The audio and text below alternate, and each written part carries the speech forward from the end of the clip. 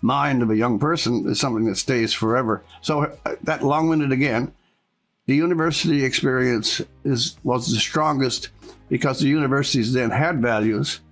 They worshipped, and that's a good word, not to be backed off from.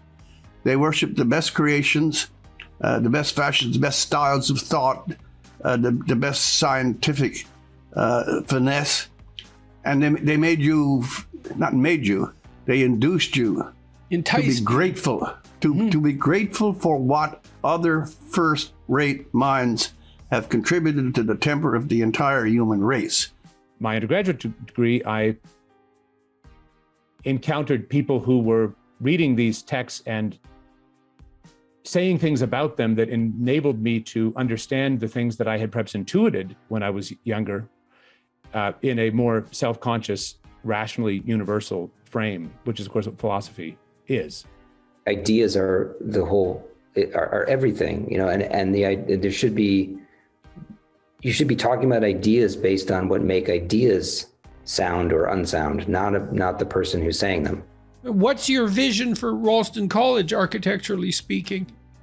I would perhaps say just by introduction that, our analysis and the need for founding new institutions is directly related to the things we've just been speaking about, the cultural, spiritual crisis, the upstream influence of the university over everything else, the fact that it is the epicenter of,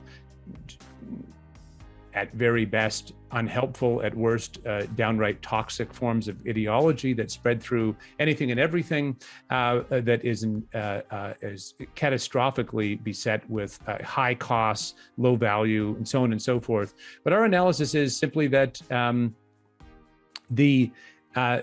there is huge demand in young people for alternatives, people who are seeking alternatives to the indoctrination and activism and fraudulent low value of the academy. I mean, I think your own work has shown this about as clearly as anything else historically ever has, that it's a mistake to concede your new book, you write about the need for creative dynamism in relation to our institutions. And it seems to me we're in a moment, not only in which that is urgently necessary, but also eminently possible if we have only the courage to do it.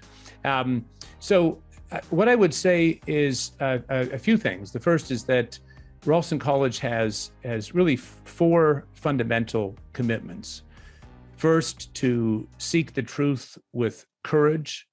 Second, to apprehend beauty in all of its forms. Third, to the freedom of speech and thought that are the conditions of those pursuits. And finally, to the friendship or even fellowship that is the context for all of these pursuits.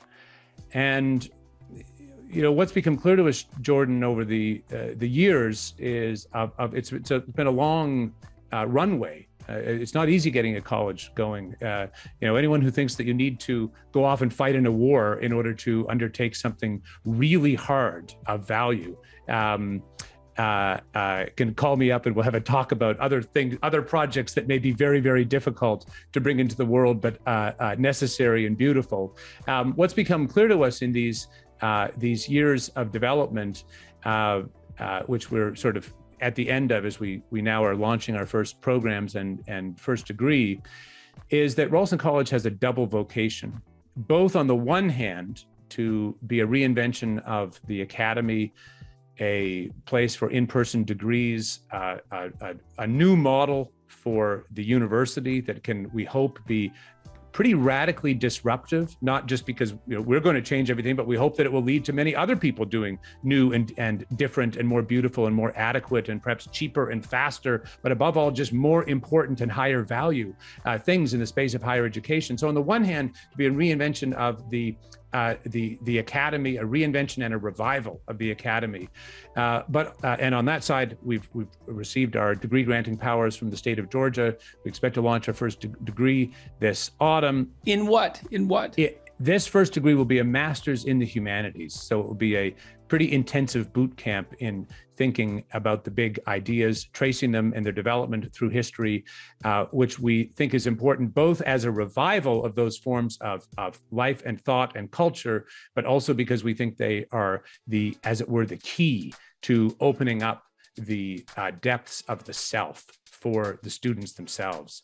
It's not that every human, if I can't play the piano, it's not that every, you talked about resentment earlier, it's not that every human being should have to play the piano like Martha Argerich or Glenn Gould from your current town of Toronto. 99.999% of human individuals couldn't play the piano that way. But because Glenn Gould could and did, we can all hear the music. And in some level, I think what the high end of the academy is about playing the music so we can all hear it. And so on the one hand, it's the reinvention of the academy in a degree form.